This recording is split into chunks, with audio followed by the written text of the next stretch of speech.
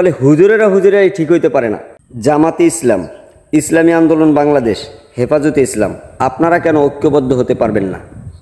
যদি একজন নেককার স্ত্রীর কারণে, নামাজি স্ত্রীর কারণে এক বখাটে লুচ্চা বদমাইশ স্বামীটাও আল্লাহওয়ালায় পরিণত হতে পারে, নামাজি হতে পারে, কিংবা একজন আল্লাহওয়ালা নামাজি স্বামীর কারণে বেপর্দা বেহায়া স্ত্রীটাও নেককার হতে পারে, নামাজি হতে পারে, পর্দাশীল হতে পারে, তাহলে আপনারা কি পারবেন না ইসলামী হুকুমত এই দেশে কায়েম করার স্বার্থে, ইসলামকে জিন্দা করার স্বার্থে, ইসলামের স্বার্থে, এক কথায় এই সমাজ থেকে সুদ, ঘুষ, মদ, গাঁজা এই সমস্ত দূর করার স্বার্থে, ইসলাম বিদ্বেষীদেরকে শায়েস্তা করার স্বার্থে একত্রতা হইতে পারবেন না?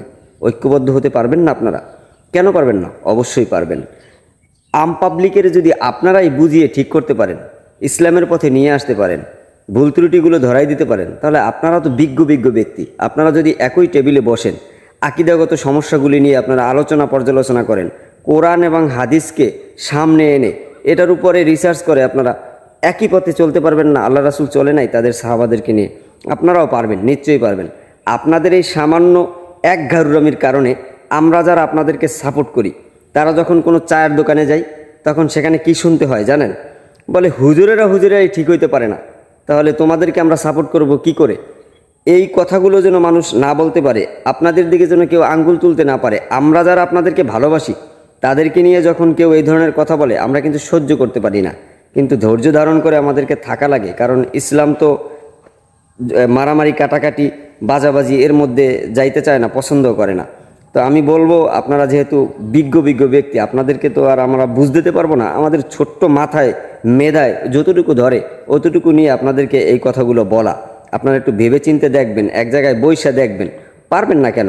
অবশ্যই পারবেন। আল্লাহ তাআলা আপনাদেরকে তো হেদায়েত দিয়েছেন, আপনাদেরকে তো উচ্চ মাকাম দিয়েছেন।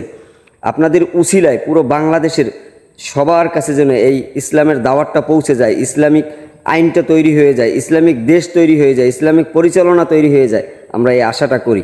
সুতরাং আপনারা একটু বিবেচনা করে দেখবেন আমাদের এই ক্ষুদ্র কথাগুলো। এতে করে যদি এই দেশটা ইসলামী হুকুমত কায়েম হয়, লস নাই তো।